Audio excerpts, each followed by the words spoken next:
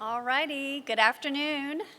I know it's hard to tear ourselves away from puppies, but interoperability must move on. It is such a pleasure for me to introduce you to our next speaker. I've had the pleasure of not only meeting, but working with Alan on a project that we are doing with Canada Health Infoway. So I wanted to give you a little bit of background regarding Alan, and he is such a great strategic mind. He leads the strategy and delivery office for the Canada Health Infoway's Digital Health Interoperability Program, and he was one of the lead authors of the shared Pan-Canadian Interoperability Roadmap that they published recently, and now oversees its execution to drive national, jurisdictional, and health system value. And prior to Infoway, Alan spent a number of years in management consulting where he was a trusted advisor to many health systems, C-level executives on corporate strategy and IT strategy and operational excellence. And previously he also spent a number of years leading large-scale transformation projects in the acute care setting. Probably the most important thing you need to know about Alan is he is brilliant, and that there are also any number of similarities and alignments between the ecosystem in Canada and the US. So without further ado, I'd like to introduce Alan Lau.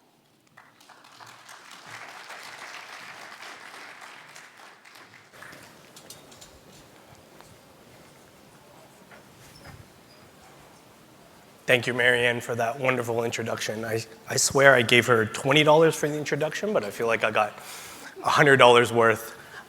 Thank you all for having me today. I just want to start by saying what an honor and privilege it is to be here, to be able to share a little bit about what's happening in Canada.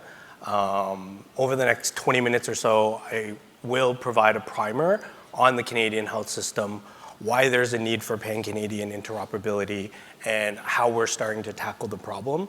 And I'm really, hopeful that this is merely the start of a long-standing dialogue with many of you in this room, where we might be able to find some willing partners to support the work that we're doing. As Marianne alluded to, the Sequoia Project team has supported some of the early thinking in terms of how might we frame up a trusted exchange framework and put that into play as an anchor point for Canada to drive greater interoperability.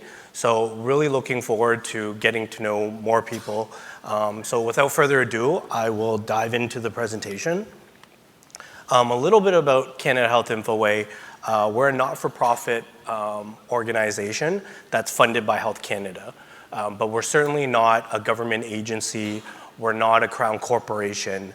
We're what's called a Pan-Canadian Health Org. We're one of 8 of them, and we have a unique mandate in that we're focused on digital health. And unlike many sort of governmental organizations, we were sort of architected not to exist in perpetuity. So every mandate that we have, it's time-bound, it's funding limited, and when we complete that, then we go back to the drawing board to say, hey, is there something else that Infoway could take the lead on in terms of convening the country and rallying around a common cause? Right now, the one thing that you can sort of think about Infoway is we're sort of like a pseudo-ONC, very similar role, very similar function, minus the actual legislative mandate that an ONC would have. Right now we have 2 cornerstone programs, the first of which is Prescribe It, which is our national e-prescribing service, and that's very akin to SureScripts here in the States. The other program is Digital Health Interoperability, or DHI for short, and this is our very nascent program that was established just earlier this year, and this is what I'm going to be talking mostly about today. So in terms of Infoway, we've been in existence since 2001. For the first 15 years, our focus was really around being a strategic investor, or you can think of it as a VC, where we made investments into the 13 health systems, so the various provinces and territories, to help them adopt and mature digital health. Now that we're at a different point in time where the adoption is a lot better, there's solutions in play, we're at the cusp of something new. The new frontier is really about how do we drive greater interoperability, and hence the new program that we have. By way of background, just for everyone to sort of contextualize the Canadian health system in relation to the American health system, from a population standpoint, we're approximately 10% the size of the US. For this year, we're anticipating healthcare expenditures to be about $350 billion, with about half of that going towards hospital-based care, physician salaries, as well as drugs. From a physician standpoint, very comparable, roughly 50-50 with respect to male versus female physicians. Average age is 49, which is just a hair, I believe, below the US average. I think the last time I checked, it was around 51. So for those of you that are not so familiar with the Canadian health system, oftentimes people erroneously hear about socialized medicine, and they think that it's free healthcare, but when you talk to Canadians or you talk to other people, you hear about these long wait times, and you say, well, it's great that it's free healthcare, but if the wait times are long and it's inaccessible, then what good is that? And the one thing I'll say is I would suggest that we take that with a grain of salt. Certainly that does ring true in certain instances where if a patient lives close to a large academic health science center that is world-class, certainly that ED might have very long wait times, but by and large across the entire country, wait times are manageable. The care that's provided is very, very high quality. In addition to that, there's a few other sort of misconceptions that I'd like to sort of demystify. Number one is really around it being a single health system. A lot of times we refer to it in the singular, and I know the slide title doesn't do it justice because I did the same thing, but in reality or on the ground, it's really 13 health systems. So every single province and territory has its own health system. They have their own independence and autonomy in which they get to decide how they operationalize and administer care. Certainly from a funding perspective, it's mostly public funding. The other misconception in that same vein is that, is it a one-payer system? And that's certainly not the case. The majority of the funding does come from public funds, both federal as well as provincial tax dollars. But at the same time, we also have private players. There's private insurance that supplements the coverage that Canadians have. And in addition to that, there's out-of-pocket expenses that all Canadians pay, namely around dental care as well as eye care if you don't have that private coverage.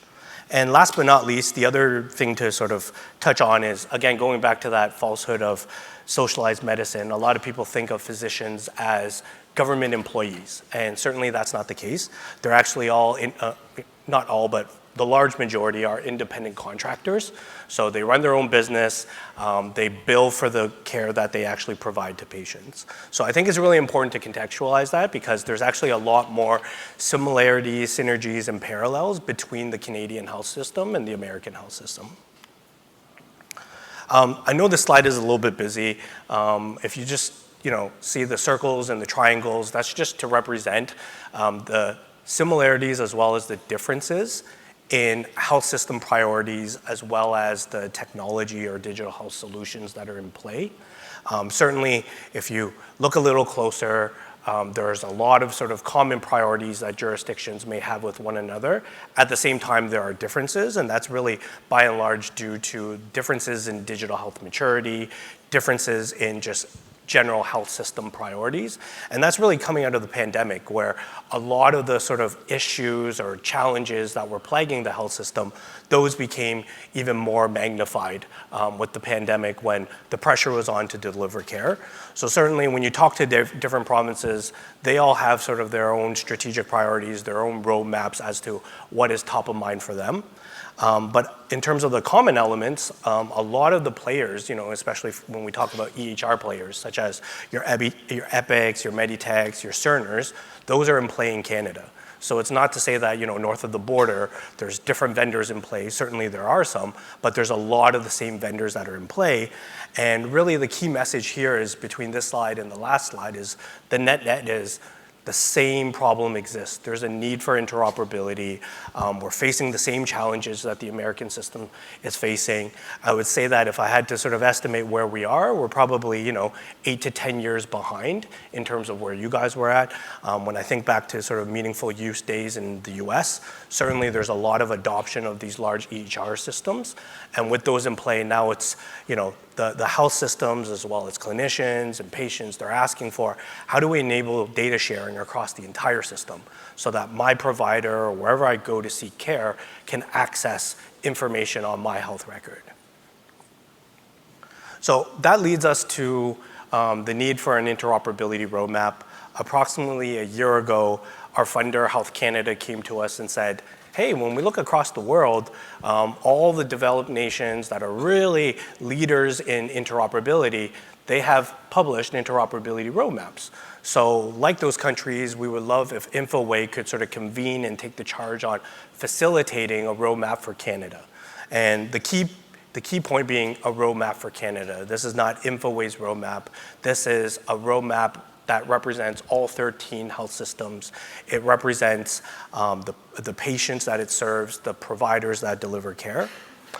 So a year ago when they engaged us, we took a two-pronged approach. Number one was gleaning across the world to say, what are other countries doing? We looked at ONC's roadmap, we looked at Australia, the UK, Switzerland, just to name a few. And through that, we learned that there's a lot of common elements, or what we call building blocks, that really help drive or mature interoperability. And certainly, we didn't want to reinvent the wheel. We sort of took those into account. We sifted through them and said, what makes sense in the Canadian context? Let's weave those into our roadmap. At the same time, when we talked to jurisdictions, what they said to us was, interoperability is important, but we have a whole slew of other health system priorities that we need to tackle. And unfortunately, we don't have unlimited funding, unlimited resources and capacity, so we need to prioritize that. So what we said was really, that was the bottom-up approach. And they said if we had unlimited funding, unlimited time and resources, we could certainly, mobilize a lot of people to address what we call the interoperability building blocks you see at the bottom. But at the end of the day, all the health system leaders from all 13 jurisdictions said to us, this is about care delivery. This is about patients. So everything needs to be anchored around business value and clinical value. If there's business and clinical value, then it's worth our time. If it's not, then the juice is not worth the squeeze. So whenever I present this slide, I like to sort of use an analogy. And the analogy is, think of like if you're doing a home renovation.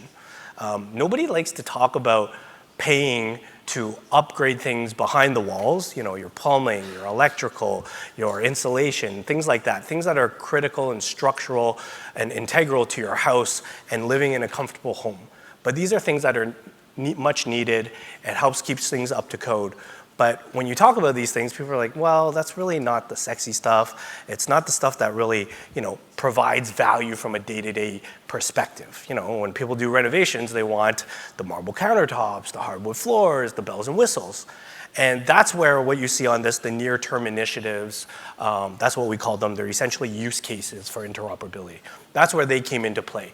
And people said, if we focus on the use cases, and for each use case, identify what are the minimal building blocks that we need to advance to a certain degree to enable that use case. If that's what we talk about as the work ahead, then we're bought in. We will support that. But if it's just a bunch of people, like standards people, techies in a room, trying to establish and mature all the building blocks, then that's not something that we can necessarily commit to today. So this is really sort of the strategic house of our interoperability roadmap in Canada as to how we intend to drive that value. The bottom layer of the cake is really around enablement services. So that's really the wraparound services, in terms of establishing governance, having working groups and good engagement, enabling or mobilizing change management, all those things that sort of wrap around all these initiatives to bring it to life. So I won't go too deep into this, but as I just touched on, there's 4 top-down initiatives, and each of these align to those strategic goals on the previous slide. Actually, I should just probably quickly go back. In terms of the 4 strategic goals, these are things that you guys are tackling here in the US and have been tackling for quite some time.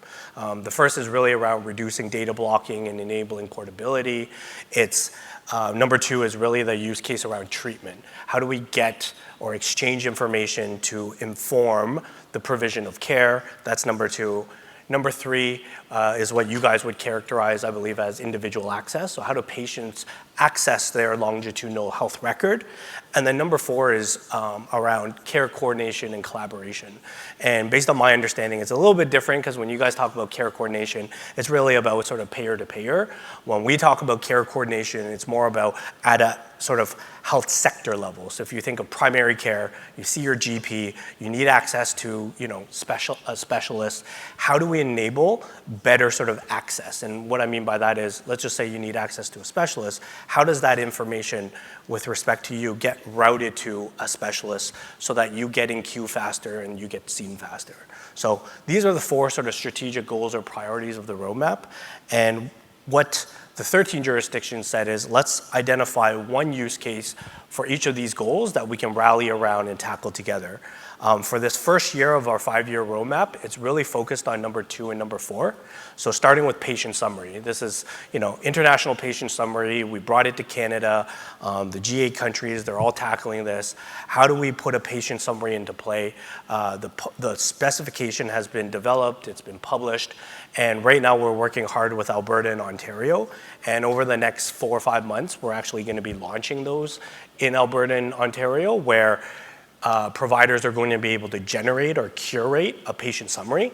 And over time, patients are going to be able to access that themselves so that when they travel on vacation, when they go across the globe, that's something that they can tote with them in the event that they need care, and they can sort of show that to the care team that they're getting care from.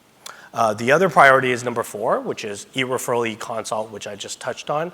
The name of the game is really around establishing version 1 of that specification to allow more standardization in terms of what is the information that needs to be shared across the continuum to support e-referrals, to support providers getting a second opinion from their peers. In years 2 and beyond, we'll focus a little bit more on primary care data portability. That's really around, for example, we have an aging physician population. As they retire, how do we get a patient's health record out of their EMR and transfer that, if desired, into a different EMR? So that's a piece of work that will kick off next year and is very important to primary care. And then last but not least, in terms of patient access, we're really exploring how do we develop a multi-channel approach to accessing patient health information. Across Canada, for the most part right now, it's really through patient portals. And that's great if you have sort of like one provider or one health system that you see. But if you're a patient that navigates the entire health system and you have providers across the continuum, what ends up happening is every single provider gives you an access to their patient portal. So as a patient, it's a daunting task to manage your credentials for 4, 5, 6 different patient portals to curate your information. So what we're really trying to do is, how do we streamline that? Can we sort of converge that into one channel or one front door where patients can access their full record through that window? This is what I alluded to or touched on earlier on in terms of the unsexy stuff that's behind the 4 walls. This is really those building blocks, and none of this is novel. These are things that we saw in pretty much every country's roadmap. All we did was sort of reassemble them in 3 frameworks, one being the data and portability framework, another being access and exchange, and last but not least, trust framework. So the first is really, to draw an analog to the US, it would really be around US CDI as well as the US core. So we're developing an information model or a data model to determine what is that core data set to support all the different use cases, support all the different care sectors. Number 2, access and exchange. These are the exchange protocols, or if we think of FHIR, we're really big proponents, or at least there's a lot of appetite in Canada to do FHIR-based exchange. So we've published the first version of the Canadian FHIR exchange specification, and over this year we're going to engage the broader stakeholder network and get their input into further maturing that. Number 3 is trust framework, and this is where we're trying to figure out what are the components of a trust framework that would make sense in the Canadian context. Certainly the great work that Sequoia and Care Equality has done in the US in furthering your journey, we want to leverage that, because as I touched upon earlier, we have a lot of the same EHR vendors and players. So why would we want to create something that would be different and make everyone sort of jump through extra and unnecessary hoops when we can just sort of lift and shift, take all the things that make sense in the US context, Canadianize that and operationalize that in Canada. So that's really the third part, and really we've been able to be afforded to have such great thought leadership and just support from Marianne and the Sequoia team, as well as Alan Swenson, in sort of informing us, educating us on the journey that you guys have had to date, all the good things that you've experienced, some of the bumps in the road, how do we sort of apply that to the Canadian context so that hopefully we're able to sort of mitigate or jump around some of those things and pitfalls that we certainly don't want to fall victim to. And the other thing to say is it's very early days. As I mentioned, we're really in the infant sort of stages of establishing pan-Canadian standards, but in parallel, we certainly want to figure out what makes the most sense. So we're doing a lot of this work in parallel, and we're really hoping that in the coming years that this is something that we can put into play. We're certainly starting the dialogue with vendors to understand what their perspectives are. If this is something that we put in play in Canada, how receptive would they be to it? And thus far, with the sort of preliminary engagement that we've had, it's been very positive and very encouraging, which is just great to hear. And just to close off, like any sort of presentation, have a call to action. We certainly don't want to reinvent the wheel. There's a lot of great work that you guys are doing here. Certainly has been interesting in meeting a lot of you and hearing about what you guys offer, and would really like to meet more people. And for anyone that's a willing partner, would like to continue the dialogue, understand what you might be able to bring to the table to accelerate our path forward. So just want to end on a high note and then say thank you. The roadmap is available for anyone that wants to download it. It's available on our website, and we certainly will share it with Marianne and the team so that they can share it with folks that are interested. My contact information is here. I'll be around today as well as tomorrow for anyone that wants to have a conversation. Thank you all for being a captive audience.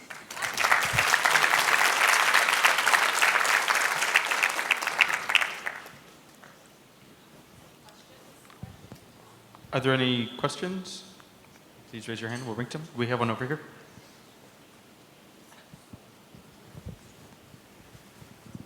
How do you do province-to-province communication with your providers? Because you have, it sounded like the records from one province were all gathered, but there's still the multiple province if they travel, et cetera. Great question. So that's actually something that we haven't necessarily tackled yet, and hence the need for a trusted exchange framework. The way we sort of characterize that is sort of interjurisdictional interoperability. Right now, I mean, if the one thing I didn't touch upon, and I'm glad you brought it up, is for some of the rural or remote, as well as some of the smaller provinces, when it comes to tertiary or quaternary care, that's where patients actually travel out of province in order to get that care. And right now, a lot of that information sharing, unfortunately, is in the form of a PDF. So whether it's your whether it's your GP or a hospital, they'll sort of give you like a discharge summary or some sort of documentation that you're able to take to out of province and sort of, continue the conversation so that people know where your care left off. But really, that's the piece we haven't tackled, and that's why, from a hypothesis standpoint, we really think that a TEF is necessary in order to mature and drive that cross-boundary sharing between provinces and territories.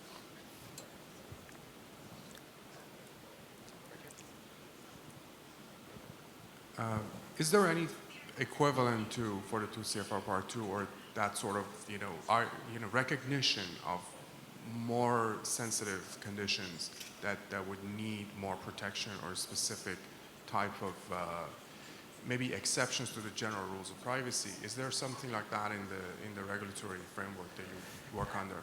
Yeah, so I mean, I'm not a big privacy person, but I will say that, nationally, in terms of Canada, that is, top of mind. Oftentimes when people talk about cross-border sharing, it's really about, hey, for example, we have a lot of retirees where they share time in Florida. We call them snowbirds, right? And people, during the winter, they fly to Florida and they fly back. So when it comes to patient health information right now, there's not a lot of, or I would say there's not really cross-border sharing. So any health information in terms of being a health information custodian, that needs to live on Canadian soil. So one of the challenges that we have is when we work with, the same vendor partners who are, big data centers, big hosts of information, that actually has to stay on Canadian soil. So that's something that over time we're going to have to tackle. But thankfully, in terms of between provinces and territories, that's not an issue because at a federal level or on a national level, everyone's governed by the same rules.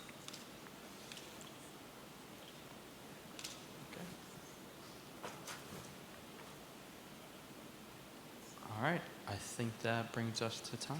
Oh, wait, do we have another question? Where? Oh.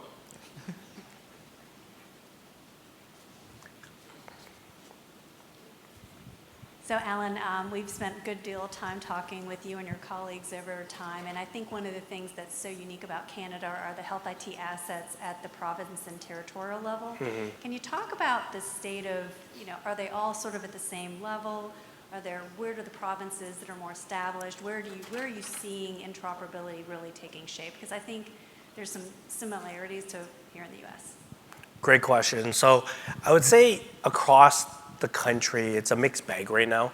Certainly your bigger provinces where you have big urban cities, that's where there's a lot more maturity. So if I just use sort of like the HIMSS MREM scale, because I think that's something that you're all familiar with.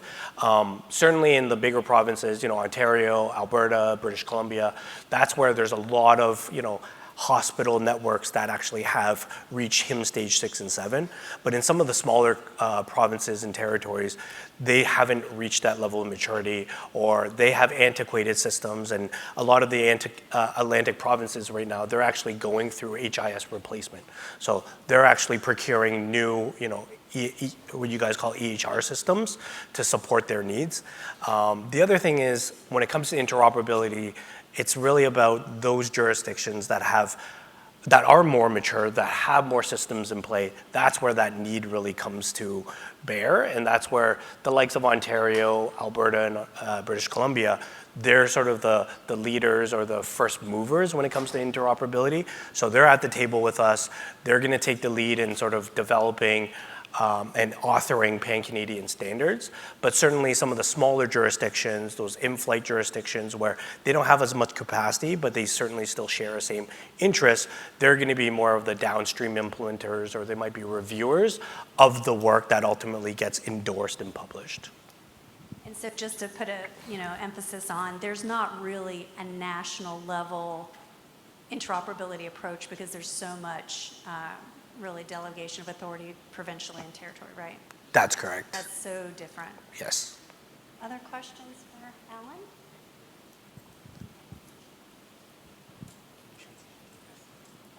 Thank you very much.